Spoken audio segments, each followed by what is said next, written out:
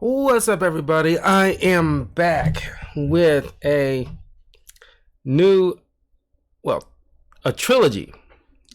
All in one in this video, not back to back. I figure it'd be easier.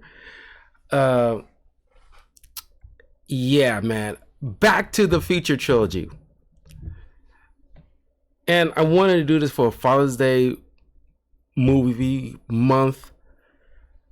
At first, it was going to just be the first movie because it was pretty much all about father and son. But I figured, what the hell, might as well do the entire trilogy, get it all done.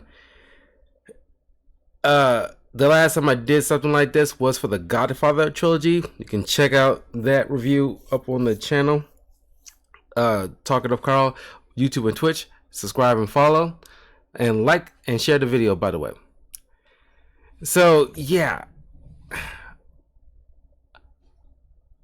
have a lot to say about each of the films. I'll be going through one by one and also showing each time the official trailer just to re-familiarize yourselves of it. But I love the first two. The first one is arguably closest to the most perfect film I ever seen. It's like this, the first Back to the Future movie, The Dark Knight, and Empire Strikes Back. I argue is probably the top three films off the top of my head that you can argue is damn near perfect. It's probably like the closest to you can get to perfect films in terms of movie history. Those three are damn near perfect. It's like you have to struggle to find something wrong with them. That's how good they are. The only other movie I can think of that can be added to that list is probably Avengers Infinity War. Yeah, maybe that too. But in any case, let's hop right into the first film, which was the reason why I wanted to put this on Father's Day review month.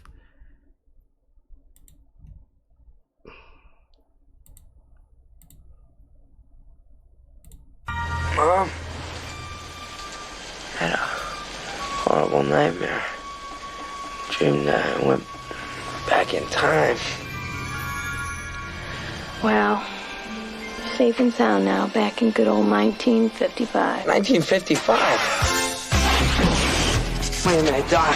Are you telling me that you built a time machine out of a DeLorean? The way I see it, if you're gonna build a time machine into a car, why not do it with some style? Hey, McFly! This is a big one, the one I've been waiting for all my life. You're my mom. You're my mom.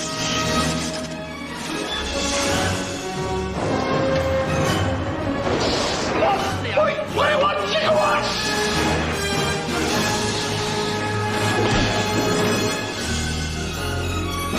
Marty, we're sending you back to the future!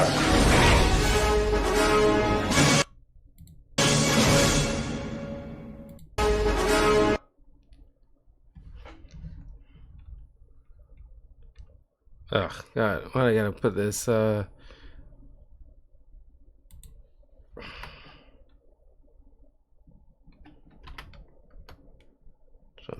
get like the good second.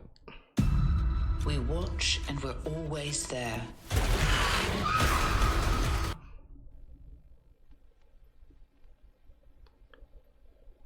Let's I might as well go with the theatrical version. Why the hell not? Presents Back to the Future, a Robert Zemeckis film. Marty leads an ordinary life. No McFly ever amounted to anything in the history of Hill Valley. Yeah, well, history is gonna change. And 1985 is not his year. But Dr. Brown is about to change all that. Are you telling me that you built a time machine out of a DeLorean? He's sending Marty 30 years back in time. It's a flying saucer from outer space! Now, he's trapped in the past, It's gotta be a dream. about to meet Chocolate. his future father. He's a peeping Tom. Wow! And he's making an impression on his mother. It's an absolute dream. And he can sleep in my room. Ugh. Anything you do could have serious repercussions on future events. Now, he's got to make his mother and father fall in love. For crying out loud, I haven't even been born yet. And only Dr. Brown can help him get back to the future. Are you telling me that this sucker is nuclear? Precisely. Michael J. Fox, Whoa, this is heavy. Christopher Lloyd, There's that word again, heavy. Why are things so heavy in the future? Is there a problem with the Earth's gravitational pull? Back to the Future. Okay. I think I started to use heavy, the word heavy a lot because of this freaking film. I didn't even notice. Because every once in a while I catch myself using the word heavy. It's kind of weird. I think I got it from this film. Anyway, I found two things that's actually wrong with, well, not necessarily wrong, but it's kind of like odd in the first Back to the Future film. And it's never fully explained how the friendship between Doc Brown and Marty, started. I'm pretty sure there are Back to the Future comics, and there was definitely a TV show of Back to the Future. Don't know if they actually fully explain the origin of their friendship, because it doesn't make any sense, then it's kind of weird because why this old man's hanging out with a teenager. Second of all, the grossness of young Lorraine McFly getting aroused by what would be her future son. As a matter of fact, here's another third one that I do find something wrong or just odd that nobody picks up on. That when Marty's back in the past, neither Biff, George, or Lorraine realize how come Marty looks so much like that kid that helped us get together back in the past when we were in high school. Because eventually, when Marty gets old enough, his facial features would be, realistically, George would have been questioning, why is our child look so much like that kid that helped us get together? Like, it just kind of raised, as the Riddler, at least what Batman said to the Riddler, it just raises too many questions. Okay, I found my 3 issues with the first Back to the Future film. Anyway, really quick. So, of course, it's directed and written by Robert Zemeckis. I think Spielberg produced this. Pretty sure.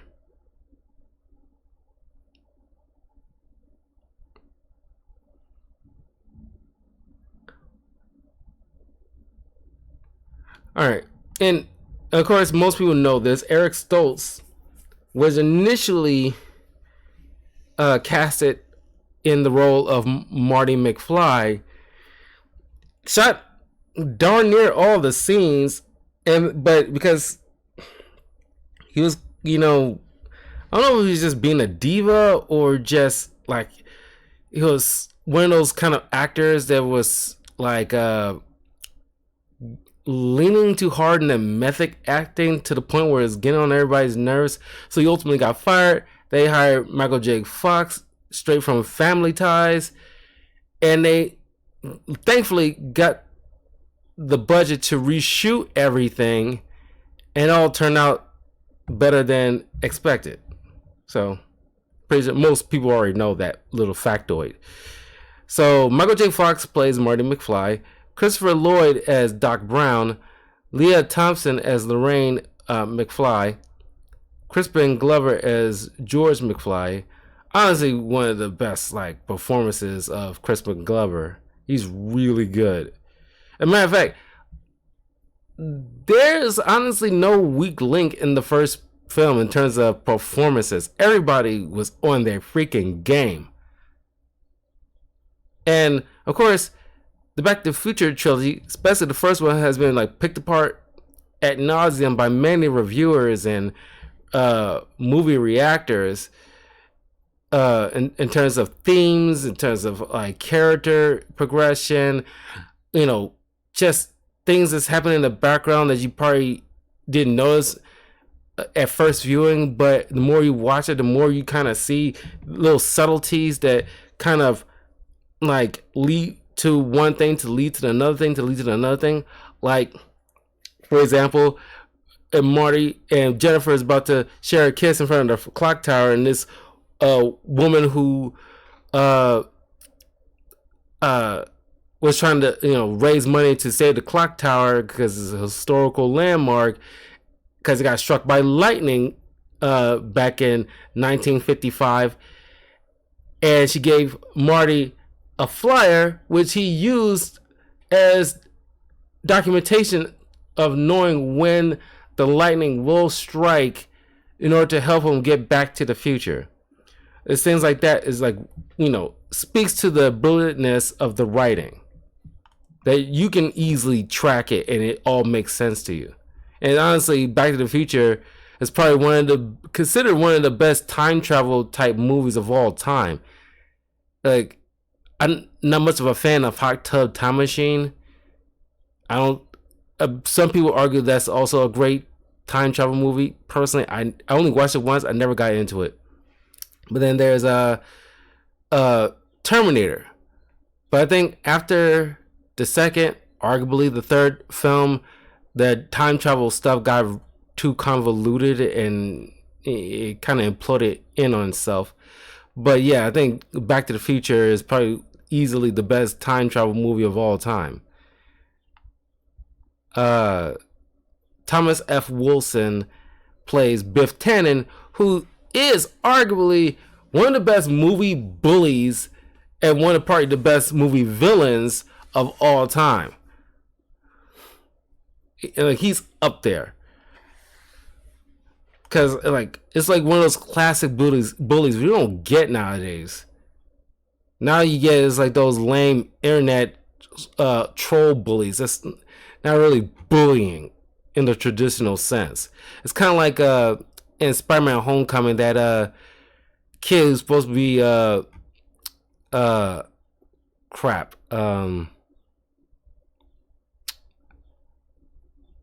Flash Thompson. Instead of that classic bully that shoves you in the lockers, he's like a internet troll type of social media type of modern day bully. It's that's so weak that in a straight up fight, classic bullies will mop the floor with that kind of bully.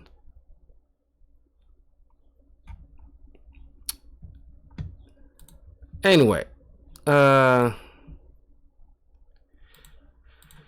so the movie opens with Marty running late to school after Doc calls him to meet him at Pinewoods Mall parking lot later that night to help him with an experiment. And by the way, yeah, Rick and Morty pretty much took inspiration. The creators of Rick and Morty took blatantly obvious inspiration from Doc and Marty McFly, or Doc Brown and Marty McFly, given they're not the first ones to mimic, do homages, or parody Back to the Future. But it's just the latest one that people can easily think of. But Marty shows up and he bumps into the principal who like giving him crap, calling him a slacker, like you come from a family of slackers, your father was a slacker, and it's like this dude clearly don't know how to be a freaking principal, let alone a disciplinarian, because it's like you clearly was there back in 1955 and you clearly see that this guy was being bullied. But it was the 50s, you know, Reagan era. Well, no, 80s was the Reagan era. Well, it's like it was the 50s and also the 80s, so it's kind of like most of the time you don't expect like the teachers to like be that empathetic to the nerds and outcasts when they getting mocked and picked on. Sometimes they step in, but you know, during that time period, it wasn't. It was like, you know, toughen up kind of thing. It was not necessarily a bad thing, but every once in a while you kind of like, okay, this is kind of taking it too far. Like, you gotta chill out with this. Anyway, so Marty has aspirations of being a musical artist, a musician. He loves playing the guitar. He auditions for the school's whatever shindig they was doing and is holding auditions for. And of course, the judges wasn't feeling his music. And it's always the case. It's like when you're doing something creative or you're trying to build something of yourself, typically the first time out is not always going to be the one that worked out the gate.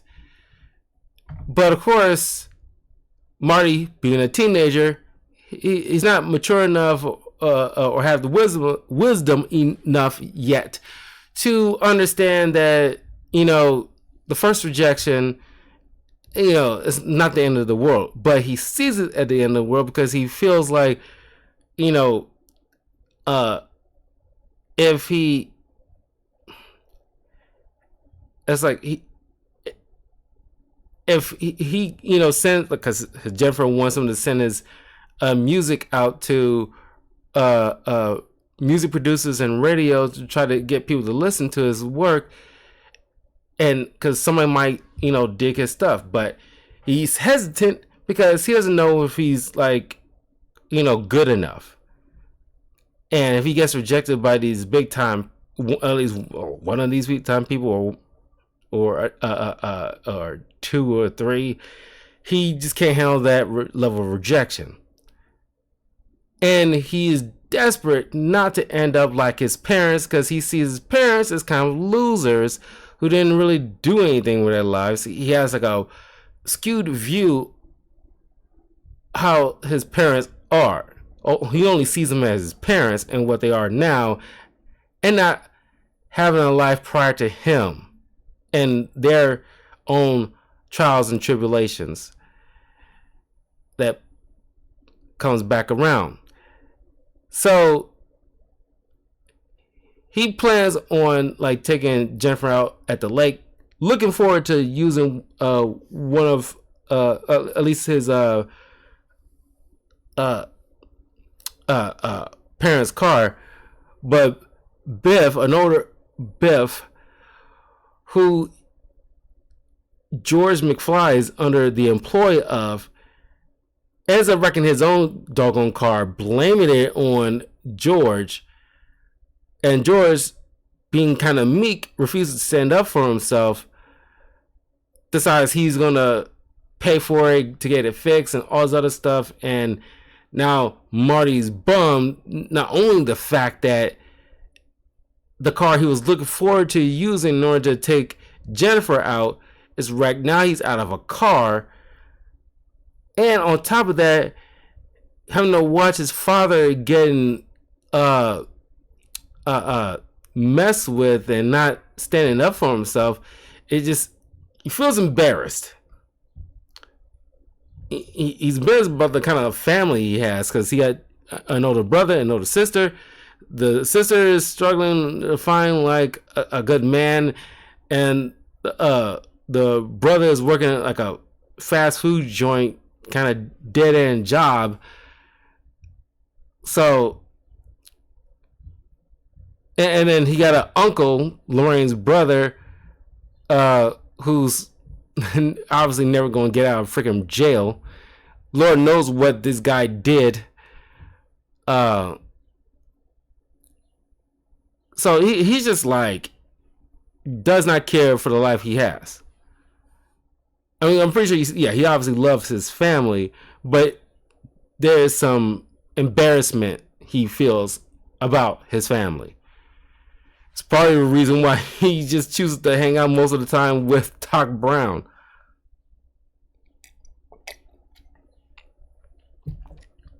So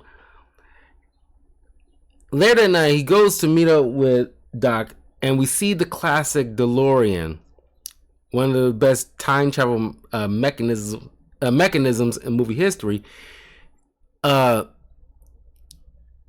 Doc mentions that he ripped off some make-believe terrorists called Libyans, giving them fake machines that, with gumball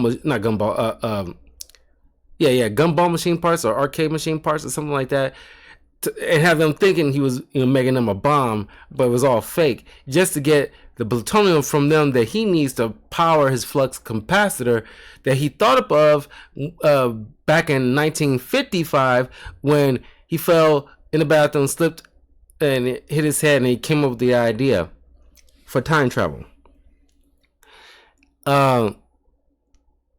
So he shows Marty, tested it out on the dog Einstein to transport him 1 minute into the future from their time. And now, here's the thing. We see this car, after it travels through time, it shows that the outer area of the vehicle is darn near frozen solid. This is the only time we ever see that actually happen to this vehicle. It never comes up again.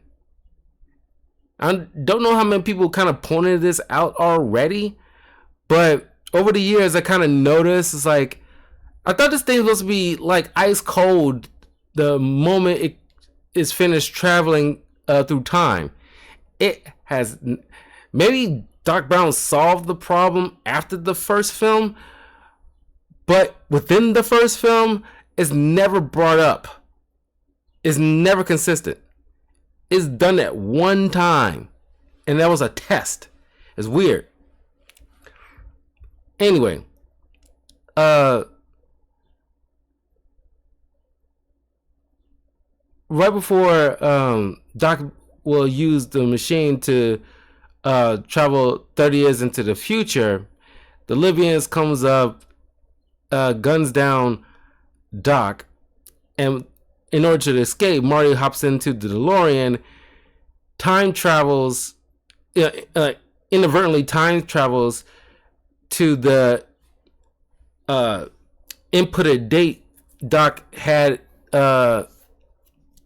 inserted in a minute earlier.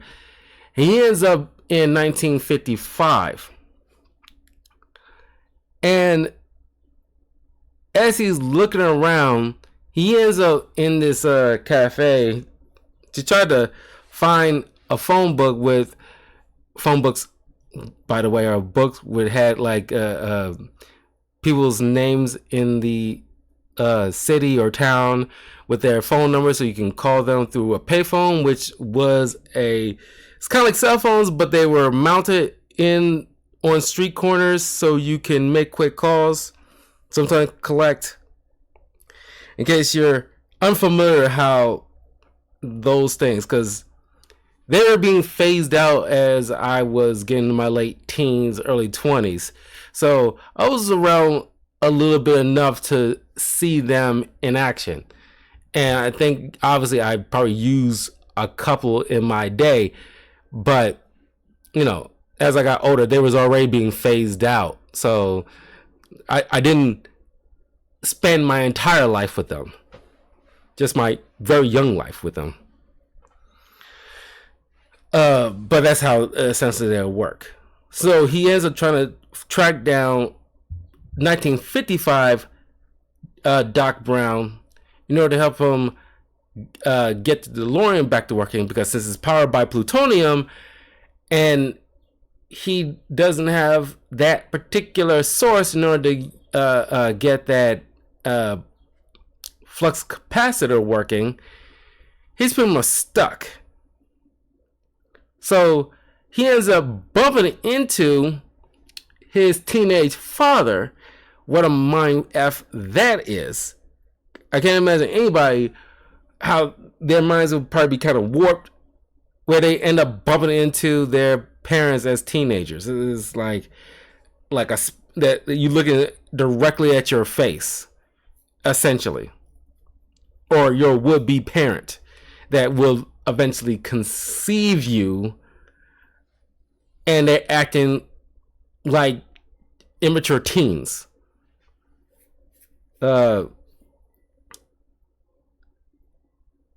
So he sees a younger Biff come in, bullying a young George into doing his homework. And the expression on Marty's face, and it's a credit to Michael J. Fox's performance, because I reviewed Teen Wolf last October. It was, I think, my first Michael J. Fox film that I reviewed. So obviously, eventually I was going to review the Back to the Future films. But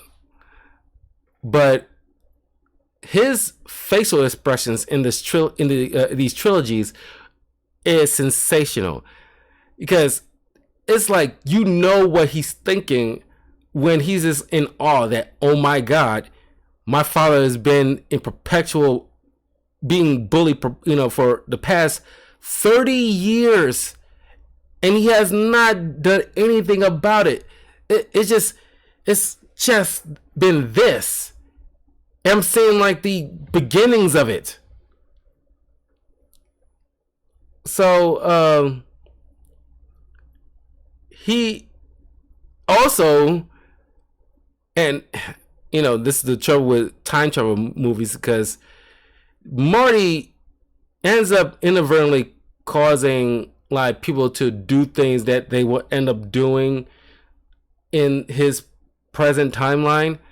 Like the black guy who's gonna be mayor in 1985 was working in a diner back in 1955, and he just like, oh yeah, he's gonna be mayor one day, and it's like, mayor, yeah. It's like, it's just like, some people don't care for that kind of thing, where it's like, oh, the main character ends up inadvertently causing people to come up with ideas that will end up being like a big thing in real time. I also want to, just a side note, appreciate that in the first film they do not ignore that, because it's 1955. Of course, there's racial issues that was very high back then. Like, the guy's boss, mentions like, oh yeah, that'll be the day, a colored mayor. And it's like, yeah, I like they don't lean too hard into it, but they were subtle enough for audience to get it. Like, yeah, it's the 50s. People of color wasn't looked too highly upon back then, by most white people. But I'm glad they don't harp on it. It's a testament to the writing, because it isn't about that. You can allude to it, but don't need to linger on it. That's why I like, Spider-Man Noir so much. One of the reasons why I like Spider-Man Noir TV show so much, because like this, they obviously allude to it. Because that's obvious that in like the 20s, 30s, and 40s, and the 50s, racial upheaval was a thing. Especially towards black people. Most white people weren't treating people of color all too well. It kind of grew less and less of an issue over time, well into the late 70s, getting into the 80s, when there was, I argue, that's when the somewhere between the 70s getting into the 80s, that's when the shifts starting to happen, when all those racial tensions starting to wane. Not that was all over in one fell swoop. I'm saying that in my opinion, that period of time was like the turning point for all that bigotry. So Marty ends up following his father, who he sees in real time how he met his mother, because through all the stories, his mother kept going on and on about like how it was so romantic, how like, oh, it was meant to be. Granddad, if Granddad didn't hit your father with a car, I would never have met him, and we would have lived we wouldn't have this nice life. And it turns out that the reason the grandfather hit George with the car, because George fell out of the tree after trying to peep on Lorraine as she was changing her clothes, with an open window. It was the 50s, so of course most girls were very comfortable around that time of doing things like that. So it was like a whole Florence Nightingale situation where women fall in love with the guy that they're nursing back to health because they feel so sorry for him. And that's how they end up getting together. Matter of fact, it was more so out of pity, more so than awestruck love. There was love, but it was love mixed with pity. And it wasn't like a good foundation to start off on. And that probably led to the trajectory of how they are in the present day, where George really never grew a backbone. He always remained that meek dude, and Lorraine maintained that, very docile, like, it's kind of like on a certain degree depressed, because you see her drinking quite a bit, but not like a sloppy drunk, but you could like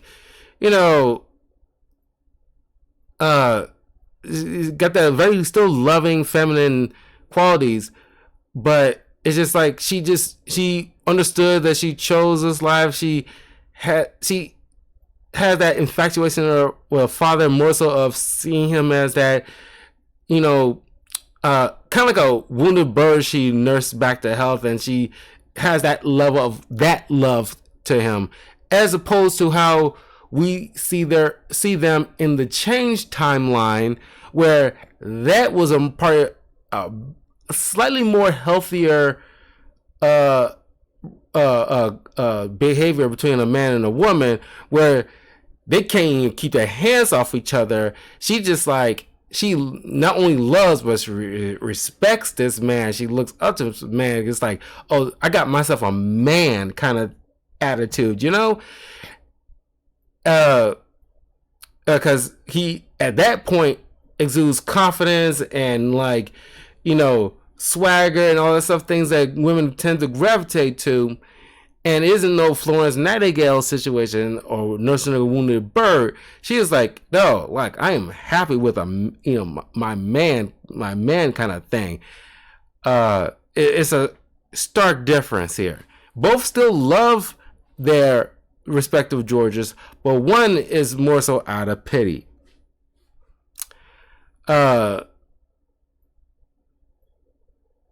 So just out of reflex, after seeing his father fall, he thinks he's gonna get hit and possibly killed by an incoming car. He didn't think, so he jumped in, pushes his father out the way from being what he thought killed. So inadvertently end up like what he like probably thought to himself like, oh my god, my dad, not only A, my dad's about to get hit by a car, don't want that to happen, and B, if he gets hit, he might die and I will cease to exist. I'm pretty sure he had both things in mind that caused him to just leap forward to save his dad, but not realizing his father obviously wasn't gonna die in that situation. He was gonna get a bump, but that bump happened to Marty, and Lorraine's dad, Marty's grandfather, drug him inside so Lorraine can nurse him back to health. But for some reason, she chose to bring, maybe it's the 50s and people were just really, really trusting, but she ends up nursing him in her own bedroom. This is like a teenage girl nursing a teenage boy in her bedroom. You would think it would be in the living room where everybody can see things that's going on. That's weird. And she seen him in his underwear and everything like that. And she's just like, all over this dude. She was like, and compared to how she was talking to the daughter in the present timeline about like, girls shouldn't be alone with boys, and no girls shouldn't be trying to call up boys. That's not how we did it. It's like all this hypocrisy she was spewing. Meanwhile, you see her putting them, like, she was thirsty, unbeknownst to her, but we all know, putting the moves on her own son. It was so gross. Even back then as a kid, I saw that. I was like, oh, that is so nasty. Oh, it was so gross. It was, probably grosser than Leia kissing Luke in Star Wars.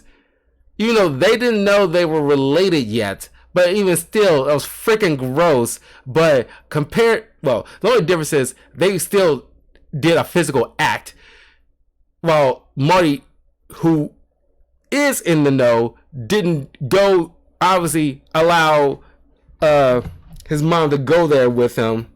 Hold on. Bumped on my computer to make sure I didn't knock anything loose. Oh, okay. No. It was just like, oh my god. The only difference is that kiss was only one time and was moved on. Never, addressed or dealt with. It was just like, okay, move along. But here, it is consistent with this woman. She was thirsty. She was ready to hop on his meat stick. Oh my god, it was gross. And she wouldn't stop. She was sitting there fondling him underneath the table and everything like that. Eventually, Marty shows up, sees his baby uncle, still in the crib. And he makes a snide comment about, like, you better get used to these bars, Uncle Joey. And it's like, what did Uncle Joey do? That is never addressed. He must did some serious shit in order to wind up in prison, because there is no remorse outside of the sister. As a matter of fact, it's never really addressed in the present, nor in the other sequels about, like, Lorraine's side of the family outside of Uncle Joey, or where's George's parents, his side of the family, how Marty's grandfather on his father's side act, if his father is meek. How meek is his dad? Does the meekness grow less through each generation? Because if like, George is just basic meek, is the grandfather the meekest, where he barely want to even come outside kind of thing? Like, I don't know. Kind of wish we would solve the grandfather, but they're addressed about, we know about Uncle Joey. Clearly, Marty has an uncle and an aunt that's older than Uncle Joey. What happened to them? We always see them as kids. We never see them or obviously you don't need to see them as adults, but they were never addressed ever again. Maybe it's because it's too much to add in one film, try to maintain the focus, but it's kind of like, where are the other relatives?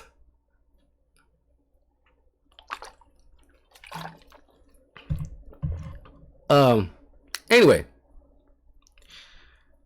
so Marty decided to get the hell out of there, and he goes to see Doc Brown to tell him that he's from the future and he needs his help to get back to the future.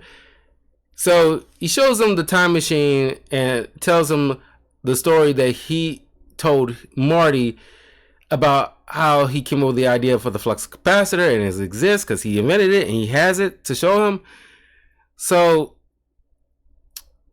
since plutonium isn't available in 1955, and even in 1985 it was still difficult to come by, but still feasible, but in 55 damn near impossible. And so the only other power source to get the 1.21 gigawatts of power source that needed to get that flux capacitor working is a bolt of lightning, but you never know when it's going to strike. Incoming the Deus Ex flyer, when Marty shows him like, hey, this shows exactly when the clock tower is about to strike, so we know where it's going to happen, we know when it's going to happen, so we got like a week to prep to get everything ready to power up the DeLorean to get me back to my own present timeline. Meanwhile, Doc notices that the photograph of Marty and his siblings is changing. His brother's slowly disappearing, and they realize because Marty prevented the meeting between his parents is eroding the timeline, and since his mom is now infatuated with Marty and not in his father, that means that Marty and his siblings will eventually cease to exist because, that chance happening needed to happen. So while Doc is trying to get like everything prepped and ready to get him back to the future, Marty's job is to get George and Lorraine together in order for them to be in a relationship and have children. But he's also dealing with Biff, who's, the antagonist of the film, who's had the hots for Lorraine too, but he's a pig about it.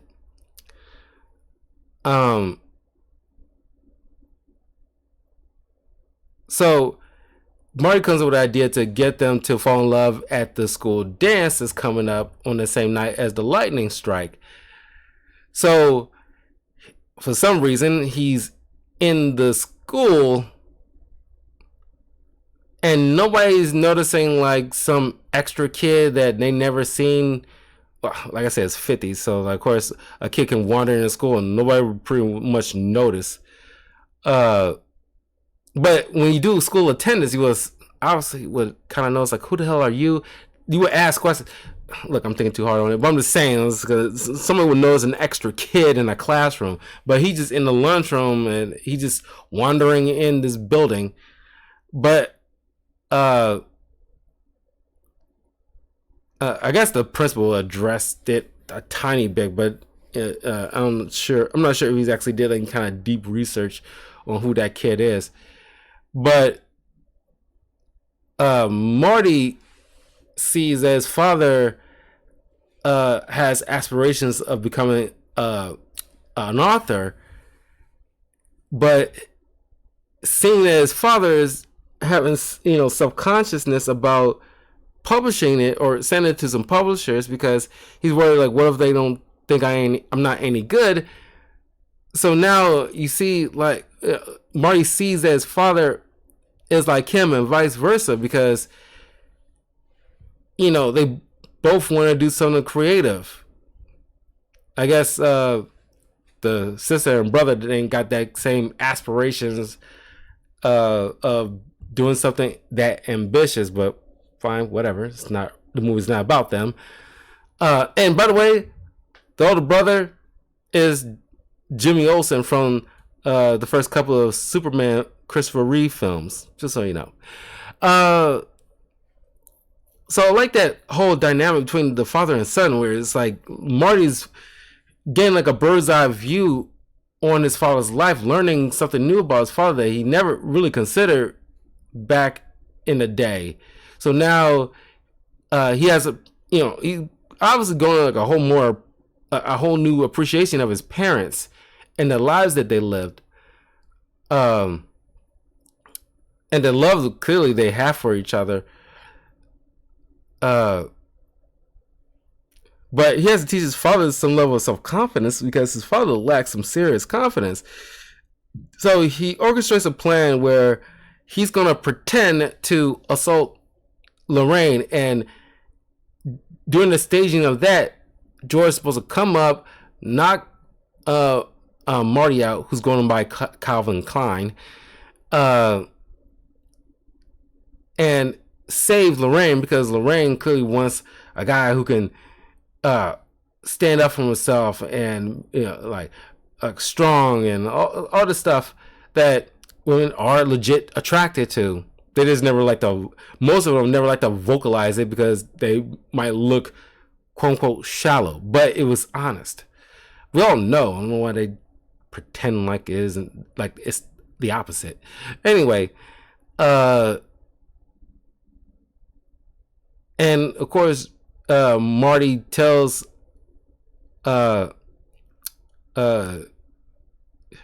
George that if he put his mind to it, you can accomplish anything, which is something his father will end up repeating back to him in the present, which is kind of like a good full circle moment. So, at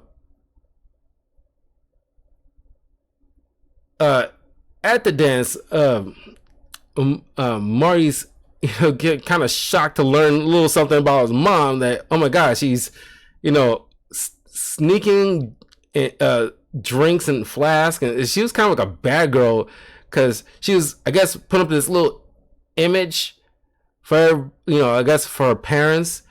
I guess she was, I don't know, sheltered or something like that, but she's kind of like want to cut loose, and she's sitting there. You can see the origin point of her little drinking habit because she's, got a little flask with her and she was like just chugging it. It was like, golly, lady. And I'm pretty sure Lorraine was kind of like a fun time back in the day. But it's not probably as fun if you're the kid of said woman. And it's like, Marty had to tell her, like, oh my God, you're drinking now? And I'm like, oh my God, you're starting to sound like my mom. I was like, and of course Marty's like, ugh. It's like, he has to be the parent of his own parents. It's kind of funny. So,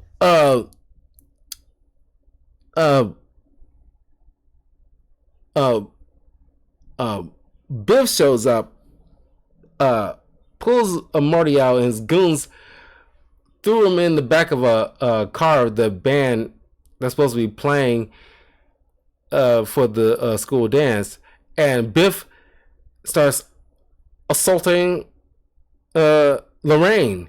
And this is like a family film, mind you, and it gets kind of dark at this point. It gets kind of dark in the sequel too, but here we're watching like not full blown, but we're watching like an essay in happening, and George coming in thinking that he's about to see Marty slash Calvin Klein, and he sees Biff, and he refused. And like this goes show, like, man, the acting with Crispin Glover is amazing, because he's still meek, but he's pushing through it because he's seeing like an assault happening in progress, and even though he couldn't stand up for himself, when he sees somebody else being hurt, especially somebody he really likes, he's like mustering up that courage. And despite darn near getting his arm broken, he turns around and slugs Biff the heck out. And it's such an accomplishing moment. And you hear that awesome Back to the Future music, because this movie has iconic music that when you hear it, you cannot help but think about this movie. It's on the same level as Superman theme and Harry Potter theme and the Star Wars theme. It and the Terminator is up there in terms of musical scores, greatest of all time. And of course, the band managed to get Marty out of the trunk, and he witnesses Lorraine and George together, and Biff knocked the heck out. And he's kind of like, oh, wow, it all kind of worked out in the end, despite the whole situation. So he's happy as a clam. But because the guitarist got his hand hurt and trying to open up the trunk,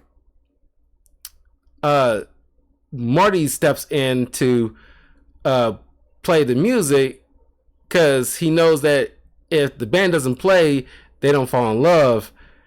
The kids don't fall in love. So it's like he has to make this go through to the finish line. And and you get that great song Earth Angel. And honestly, compared to the original, I think the movie does it better.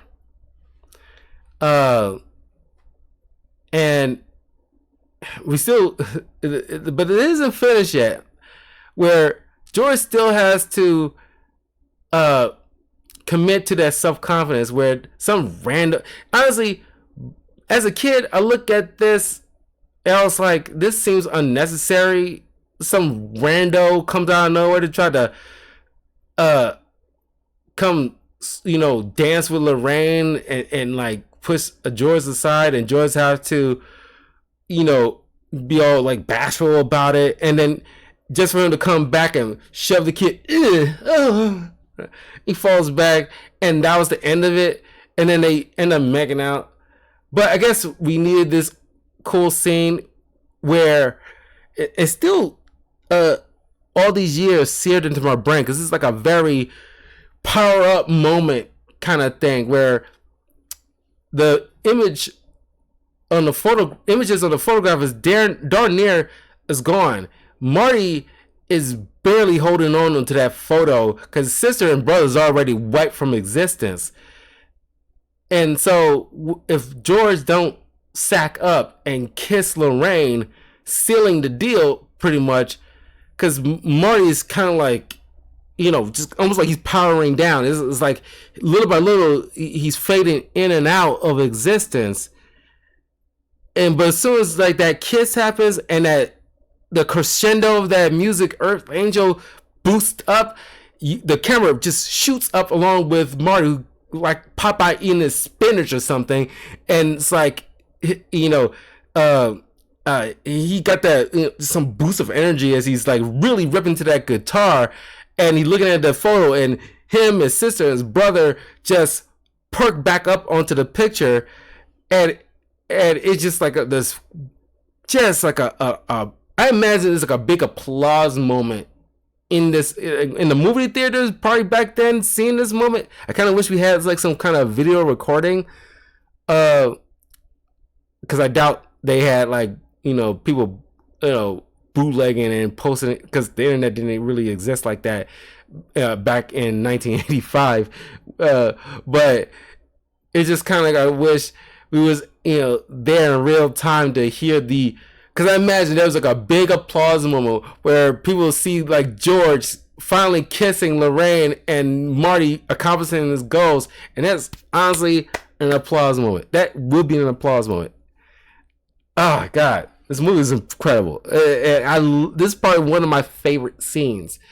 That boost of Marty popping is actually popping back to life, and George finally, standing up for himself and getting the girl and sealing that kiss.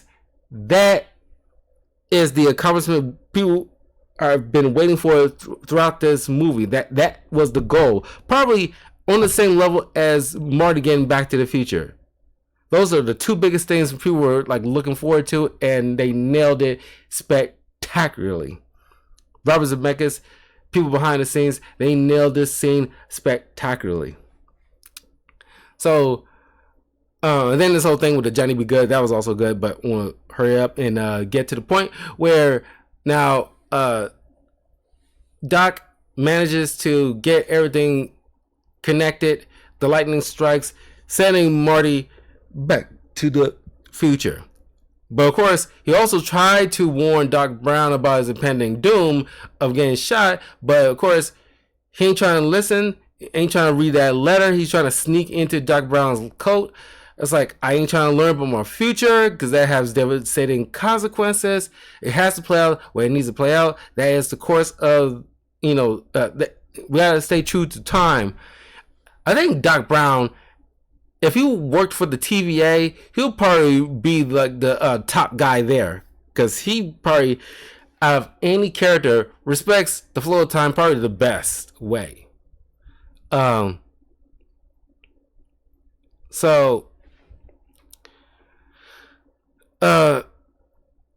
Marty slightly tweaks the moment of arrival to the future for like 10 or 11 minutes ahead of schedule. So he tries to, when he gets there, he tries to make it to Doc to, at the very least, warn him that the Libyans are coming to shoot him. But he sees that, he's too late, and he sees his other self travel back in time. So that's when he jumps in now to mourn over the body of his friend, who gets up, shows he's wearing like a bulletproof vest, and shows the torn up piece of paper he pieced back together. And he's told him, like, I figured, what the hell. So Marty goes back home and sees like time completely altered, ironically, for only his family and Biff, where his brother and sister are more accomplished. His father is like a best-selling author, and his mom's not like a darn near alcoholic, and she's super and love and astonished, and is like super into the father, and they was like super frisky with one another. And Biff, for some reason, George and Lorraine hires him to clean and wax their vehicles. It's like, why would you hire or being anywhere near the guy who bullied you and assaulted your wife, or darn near was about to assault your wife back in high school?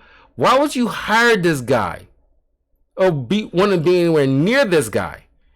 As a matter of fact, this guy probably should have been in jail that very night after the dance, if not the next day.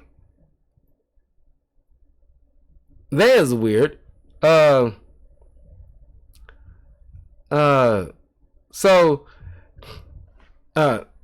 Marty got his vehicle that he always wanted, and we see Lorraine, who's about to get like a recast change, shows up to go to the lake, but then Doc Brown shows back up saying, like, we need I need you to come with me, you and Lorraine, because there's something happening with your kids that we need to save your kids. So now with a tweaked DeLorean, now they can fly without the needing for a long stretch of road to reach 88 miles per hour, and B, instead of having to waste time trying to find plutonium to power it up, he upgrades it to require just any generic garbage fuel source in order to power it up. And that's where the first movie ends. Wow. Okay.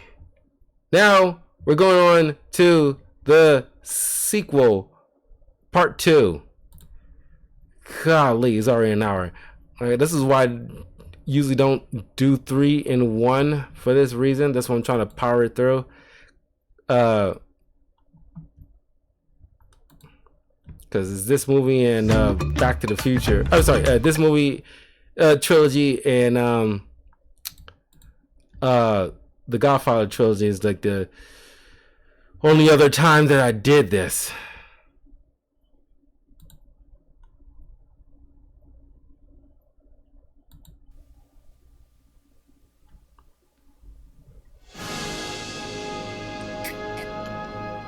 Do you remember the future?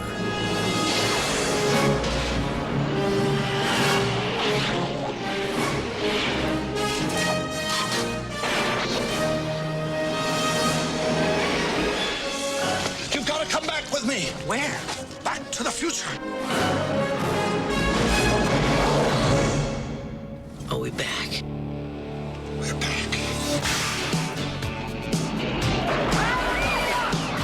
What do you mean we're in the future? October 21st, 2015. Marty, we're gonna be able to see our wedding. Wow. The future. I gotta check this out, Doc. Look what happens to your son. He's a complete wimp. Don't talk to anyone. You've been looking.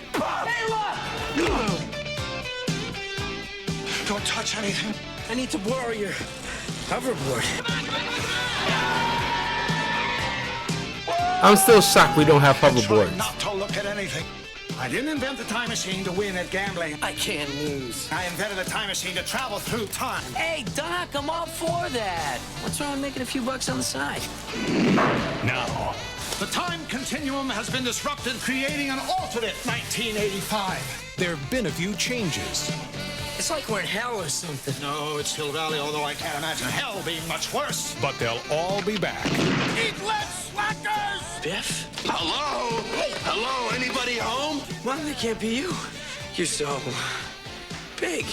Michael J. Fox. Christopher Lloyd. Michael J. Fox. More like a couple of teenagers, you know? And Michael J. Fox. Mom, is that you? Steven Spielberg presents a Robert Zemeckis film, Back to the Future. Part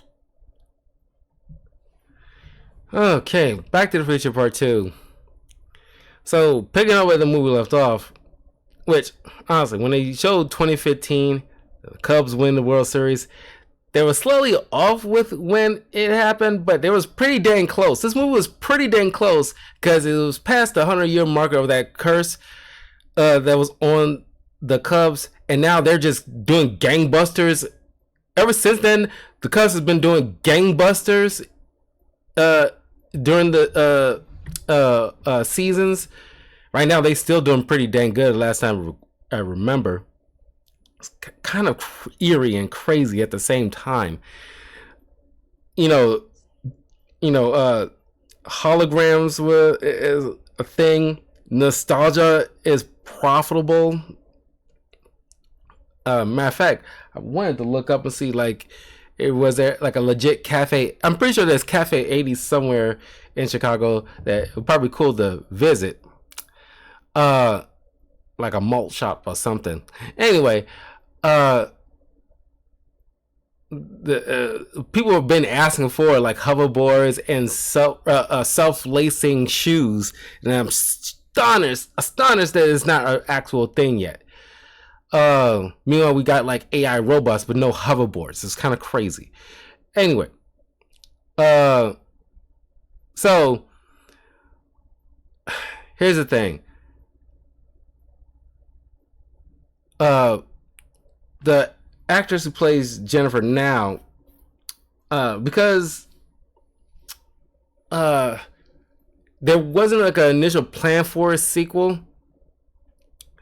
That's why certain shots were reshot to mimic the exact moments from the previous films. There wasn't no Zemeckis didn't have any critical moments to use Jennifer in. Nothing impactful. So she inadvertently was probably like the weak link in this film, slightly, because she wasn't terrible. It was just kind of like last minute. But anyway, Doc brings only her along because she's already there. She saw the DeLorean, so he couldn't just leave her there to, you know, go around telling people. So they end up going to 2015 because Marty and Jennifer's youngest son, oh, I think he only had 2 kids. Their son and a daughter. The daughter being the oldest and the son being the youngest. And the son ends up getting arrested for a crime that was for lack of a better word, perpetrated and orchestrated by Biff's grandson, Griff. We don't know who the Griff's father or mother is. I kind of wish they kind of threw that in at least somewhat. But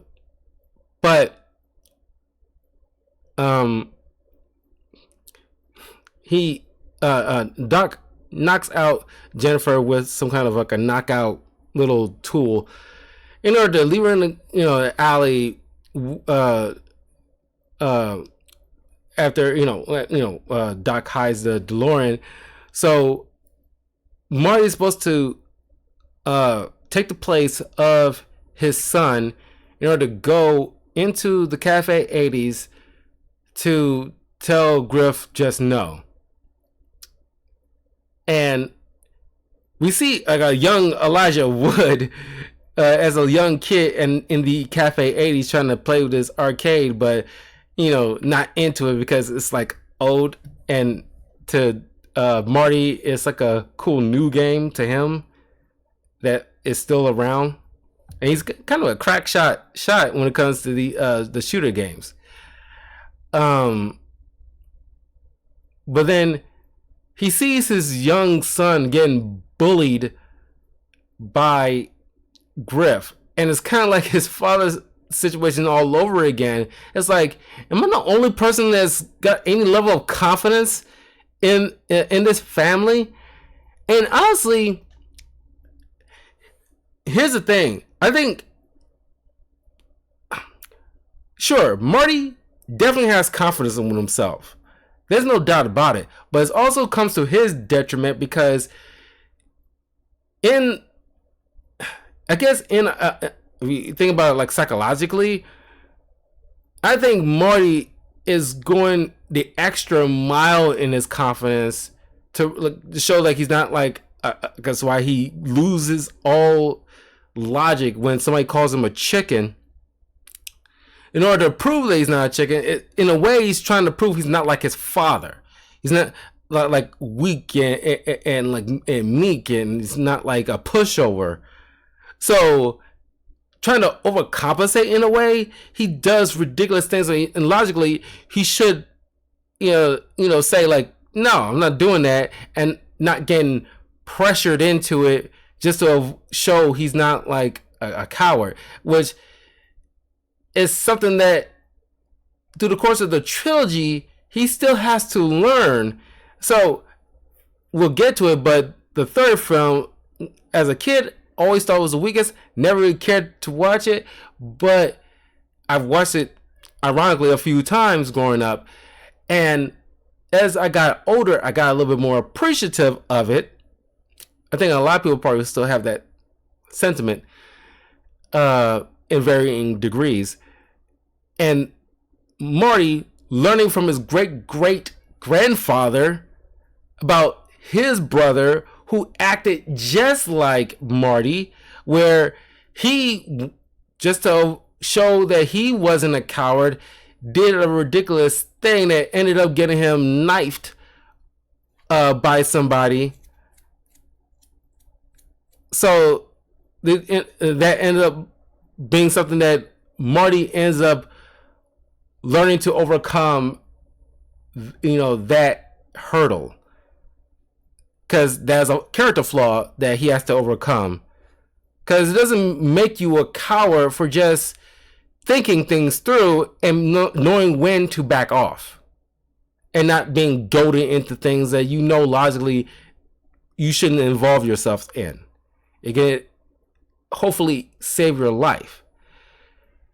When it comes to something like George, he had to learn self-confidence because, sure, you don't need to be like the macho guy constantly get into fist fights and all this other stuff. Not necessary, but you gotta learn when to it depends on the man. You gotta learn when you need to back off and when you need to act. George had to learn to step up. Marty has to learn to pick the moment to just back off. And both ended up all the better for it at the end. Or at least towards the end of the first one for George and towards the end of part 3 for Marty. Anyway. So, after, I don't know, it's like Marty Jr. Because, like, in the original timeline, Marty Jr., I'm pretty sure he went by Marty Jr., was supposed to get arrested, and in time, his sister ends up getting darn near twice the time for trying to break her brother out of jail, thus ruining the livelihood or the name, the McFly name. So that's why Doc wanted to try to, rewrite history in a sense in order to save his friend's lineage, essentially. Which shows like a good friend there. It's like, man, y'all had like nobody speak about the friendship between Doc and Marty in the same vein as people say about Superman and Batman's level of friendship, or Captain America and Bucky's level of friendship.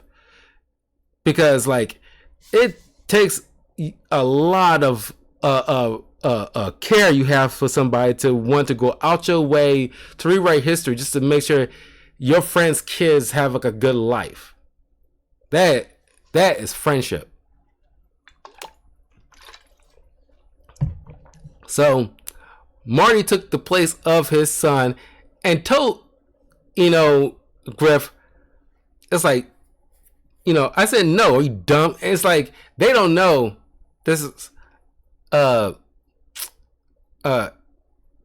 younger version of his father, but it's like, yeah, I obviously would have done the same thing. It's like get the like if my kid couldn't stand up for himself towards a bully, if I had to take the place of my kid, had no qualms, because essentially Marty is technically older than these punk kids, so of course he had no problem standing up to essentially will be kids. So it's like, I'm pretty sure he would stand up to them regardless, but he was like, no, you ain't gonna, especially if you're bullying my kid, like, oh hell no, like get the freak off. But then this kid, like, when it comes to like Biff's lineage, they're just a bunch of psychos willing to go all out and just blatantly commit murder and SA without no freaking qualms. So hoverboard chase ensues where Griffin and his cronies ends up falling into the upgraded clock tower. Is now look like a big museum at this point. Crashes into the window, causing all this destruction. They end up getting arrested instead of Marty Jr. thus changing the timeline. While all that went on, Marty ends up going into a nostalgia shop, buying a sports almanac, which is the MacGuffin of the film, where unbeknownst to Marty and Doug, a older Biff follows them, and Doc chastises Marty about not using the time machine for personal gain. It's supposed to be for knowledge. So he throws away the almanac while having to chase down the police officers that find Jennifer to take her back to her home, which she is married to an older Marty.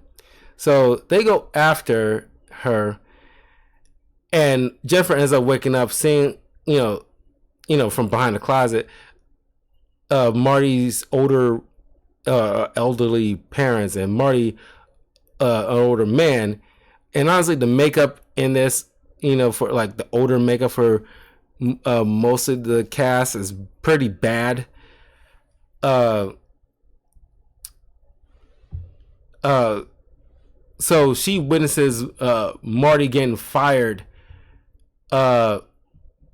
from his job because a punk that they knew in high school named Needles, who ends up somehow working in the same kind of job as Marty, ends up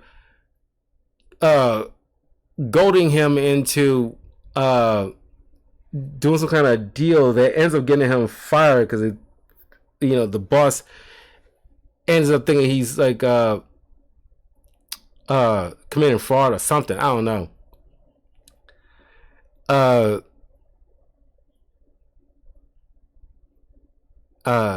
But she also overhears how Marty's dreams of being a musician went up in flames because back in high school, once again, Needles convinces him into the drag race that ended up causing him getting into an accident that ruined any potential of using for some reason stop using a guitar effectively. Don't know why, because you see him play a little bit of the guitar, but maybe it's because he spent most of the time maybe in a hospital or something like that and recovering. So all that confidence, all that, he just kind of gave up on that altogether, kind of thing, and lived a mundane life. Not unlike his father in the original timeline. And matter of fact, after everything was resolved, I'm curious to see, if he became like this sensational musician, since his father got like a better life.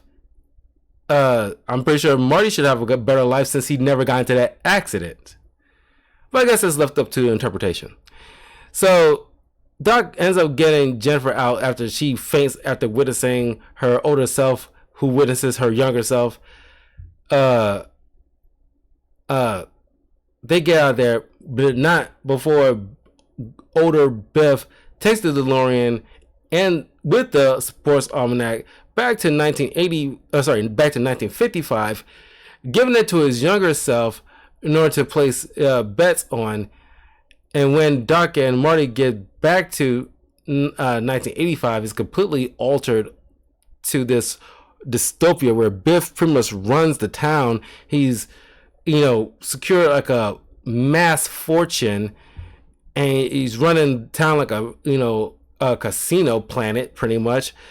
And he ends up not only marrying Lorraine or forcing her to marry him, he ended up killing George McFly in the 70s, and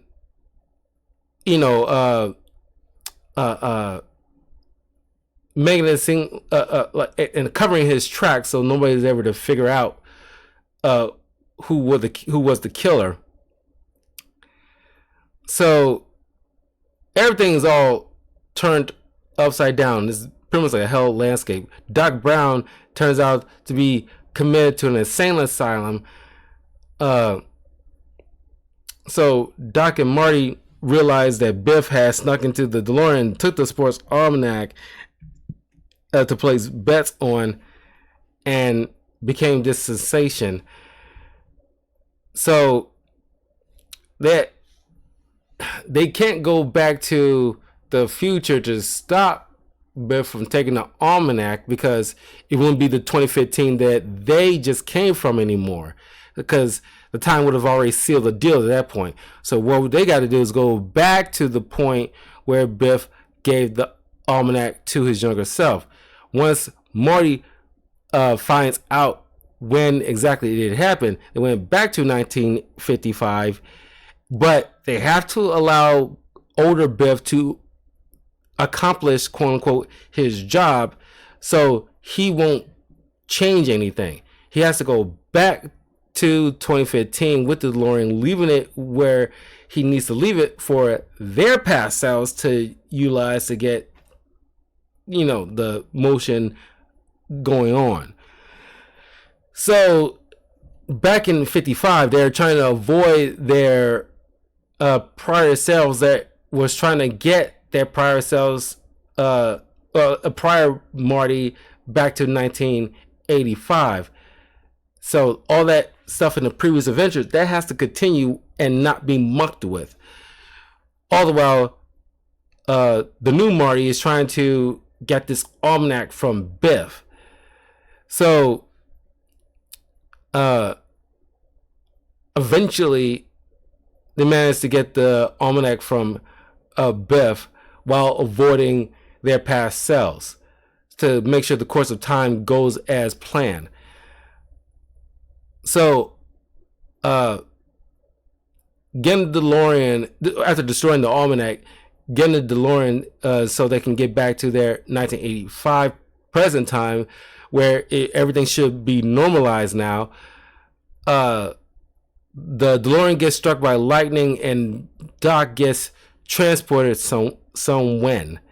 And then some courier from Western Union just shows up within that instant with a letter that's been held on since 1855 to be delivered at the exact location to a Marty McFly. And it's an old letter from the Old West from Doc Brown, let him know that he's living in the Old West right now. So he gives him instructions on where to find the DeLorean he got stashed, so that way he can have a way to get back to 1985. So this leads into part 3.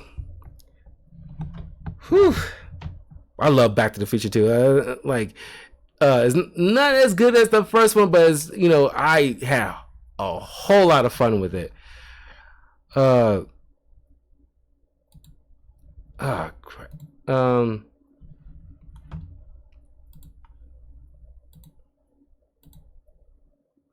To leave.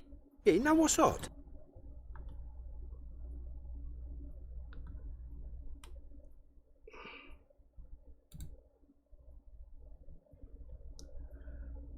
Okay.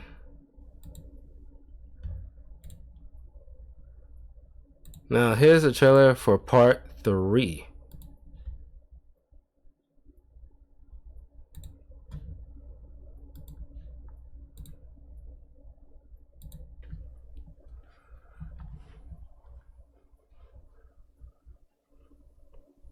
From out of the west, in a cloud of dust, a thunder of hooves, and a mighty... Great Scott. I know, this is heavy. This summer, Marty and Doc go back one more time for their greatest adventure of all. Doc's living in the past. Just try it, Tenant! But he's about to be history. What kind of a future do you call that? I'm going back to 1885 and I'm bringing you home. It's the last roundup. Come on, run! It's the final showdown. Hey, lighten up, jerk! Where Marty makes a name for himself. What's your name, dude? Eastwood. Clint Eastwood. What kind of stupid name is that? Doc meets his mate. You saved my life. Emmett Brown at your service. And Tannen meets his match. I'll hunt you and shoot you down like a duck. It's Dog Buford. Shoot him down like a dog. Michael J. Fox. Where'd you learn to shoot like that? 7-Eleven. Christopher Lloyd. There's a fella that can't hold his liquor. And Mary Steenburgen. I never ever met a man like you before. Gentlemen, excuse me, but my friend and I have to catch a train. This summer, Steven Spielberg and Robert Zemeckis invite you. Come on, Marty! To the Rough Rider. Rip roaring, rootin' tootin', straight shootin'. It doesn't hold up! It's a science experiment! Rousing conclusion of Back to the Future. ZZ Top.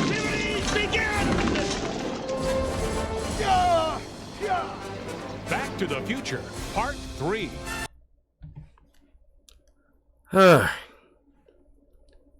Yeah. Not obviously this is still considered the weakest of the three. Similar to how Dark Knight Rises, out of the Nolan Batman trilogy, is technically the weakest of the three. Not essentially terrible, but by comparison to the first two, it is the weakest. And it took me a while to understand the nuances and of part 3 and the subtleties and the performances and cinematography, backdrops, all that stuff looks really, really good. So now Marty goes to 1955 Doc. Oh, by the way, before I continue on, I gotta say the Doc Brown's little love interest honestly is the weakest one in the film. Still is the weakest one in the film. Not like it's the actress's fault. She plays charming very well, but honestly, it just seems like she was kind of crammed in there in a way. But anyway, Marty goes to 1955 Doc in order to help him find the DeLorean that was hidden away for him to dig up, so that way he can travel back to his present time. Because according to the letter, Doc is very happy, but Marty ends up finding out that Doc, a week after, or at least days after he wrote that letter, he would end up getting shot in the back by Biff's great-great-grandfather, Mad Dog, who shoots Doc Brown in the back over, I think it was $85, which back then would have been a lot of money. So now Marty couldn't just leave Doc to his fate. So he gets 1950s Doc to send him to 1885, where Marty ends up bumping into his great-great-grandfather, who is an Irishman immigrating to America, and him and his wife birthing his great-grandfather. And honestly, I don't have no issues with the great-grandfather, the great-great-grandfather looking like Marty. And of course, a lot of these characters do dual or triple roles in these films. This is really good, especially Wilson.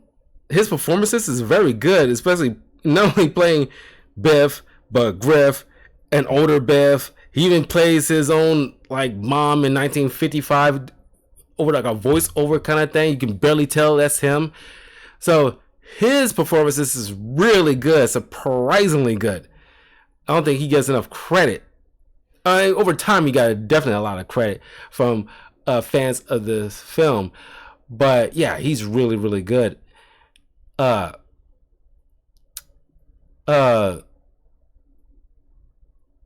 So, but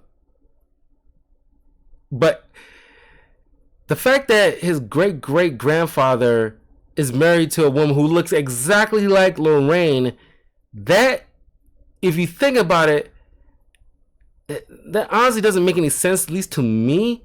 That why does he have to? Why does she have to look like the mom? When that, it's like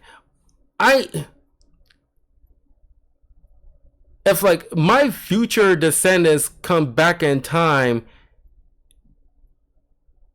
my whoever my wife would be shouldn't look like their mother or their wives or whatever, you know. It's like, or at least better example,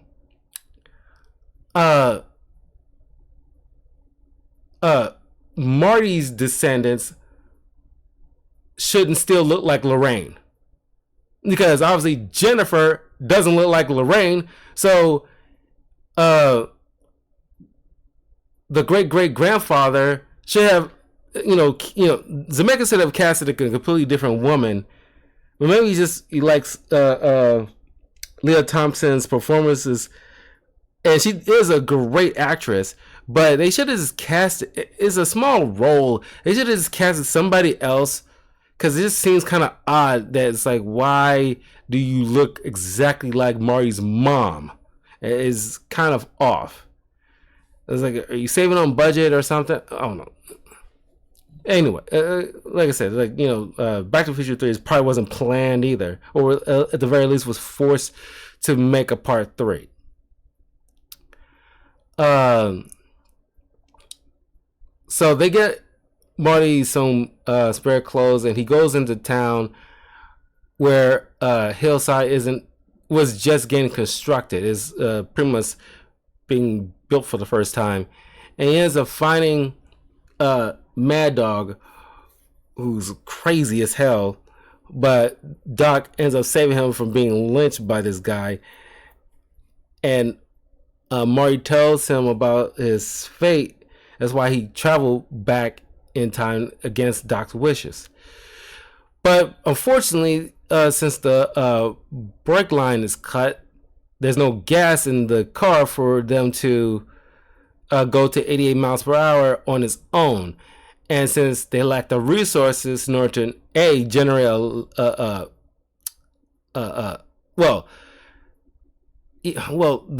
gigawatts to generate to get the time travel going, but also they need gas, which it won't be for another century before a functional gas station would be invented.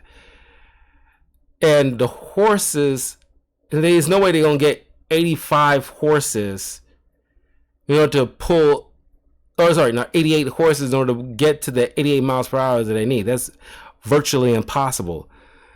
So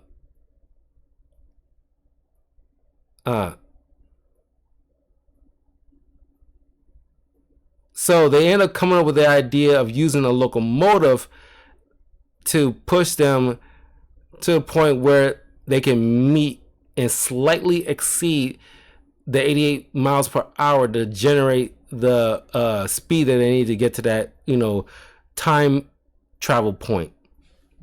But Doc ends up meeting his love interest, who's a school marm, who was supposed to have died in a cliff by falling off a cliff, which turns into Clara cliffside or something like that.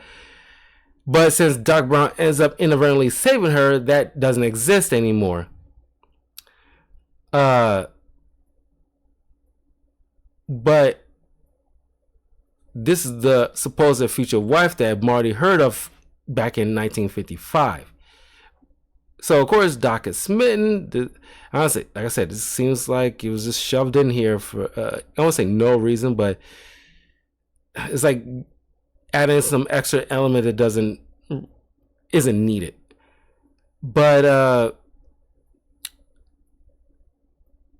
instead of Doc getting shot now after the run-in with Mad Dog at the fair, now it's Marty who is destined to die. Oh, I want to point out like a nice fun fact that I don't know if it was intentional, but somebody did some research here, because at the fair, Mad Dog and his cronies had to check their weapons before they entered, and historically that was a thing during the Old West. Towns, because that's why there's not as many high noon gunslinging fights as the movie like to portray them to be. They did exist, but not to a crazy extent. Like it was just like all in abundance kind of thing, like crazy shootouts and stuff like consistently. A lot of towns have, or even like certain saloons had that people coming in had to check their weapons before they come in to avoid unnecessary murder. Especially when people are drinking at these saloons and everything like that, and things escalating, in poker games, and all things can go awry, so they can avoid needless bloodshed. So I don't know if that was like an intentional attention to detail, but I was kind of like, oh wow, I forgot about this little part, and that was an actual thing. Anyway, so now Doc, who has to get convinced by Marty himself that, be reminded that you gotta think with your mind, Doc, because you cannot stay here, you don't belong here, and you can't live a life here, and you definitely can't. I mean, you could bring her with us, but you're against that because that could alter time. It's just all things can go awry. You cannot do this, and this makes Doc very sorrowful, because it's probably the first time he actually felt something for somebody who he has like a legit connection with.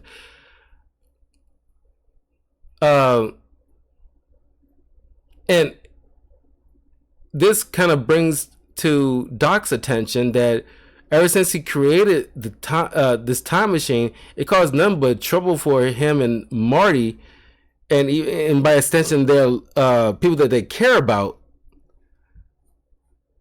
And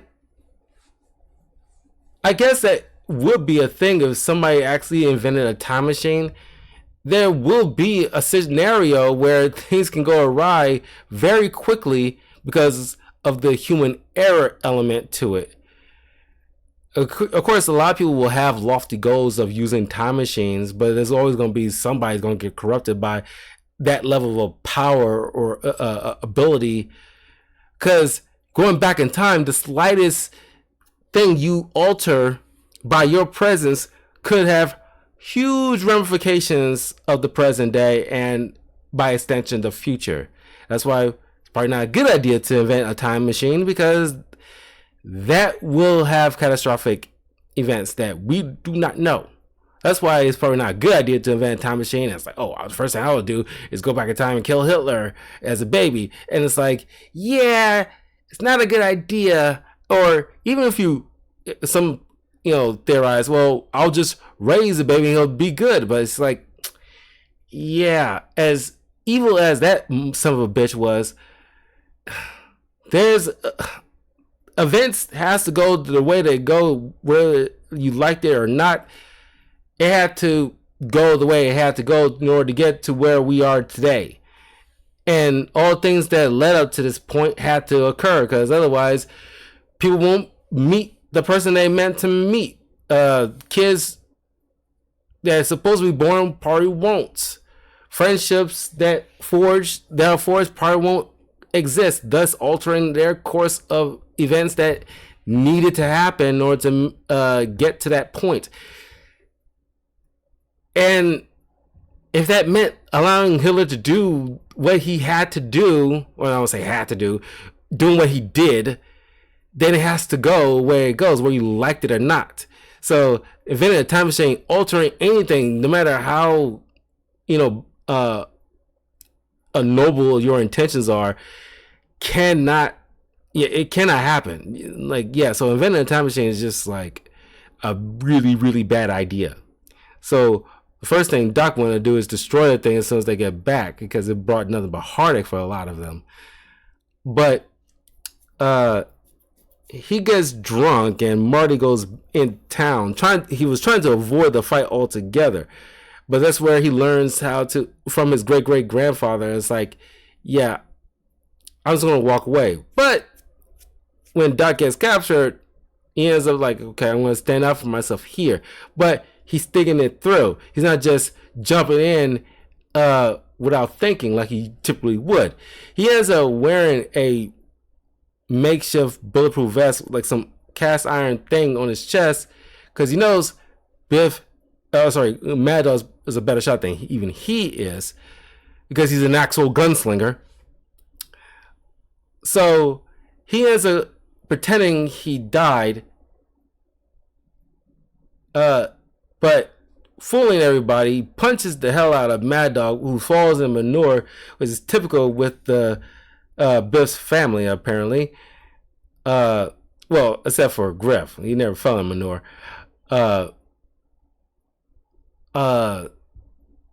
So Mad Dog ends up getting arrested, and Clara ends up coming right back after she realized that Doc really felt something for her. It was like a very cheap third act breakup of all cheap third act breakups I ever seen. But Doc and rescues Clara, who was hanging off the train they were on. Marty is in the DeLorean. He gets transported back to the present time, and the DeLorean gets smashed. He sees everything is back to the way it was before he left for the future. And he goes see Jennifer. And he prevents himself, after Doc let it slip about his impending future, he chooses not to jump and do this stupid stunt. When he sees like what would have happened, he probably would have gotten into a car crash. I kind of wish that Needles would have gotten into that crash instead, since Marty decided to stop. Just to really hammer home that Needles is a complete ass. But honestly, Needles seems like a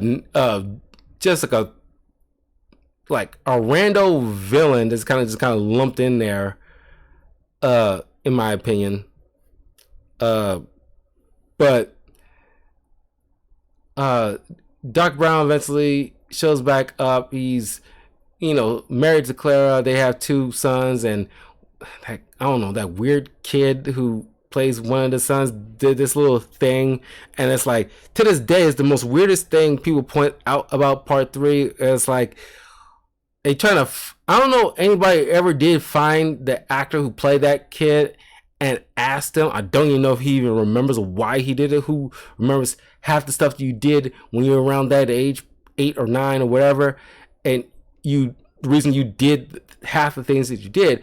However, it might be slightly different in his case, because I'm pretty sure he's seen Back to the Future 3 a couple of times growing up with his own family, and I'm pretty sure he saw the moment, he did that thing, and he probably,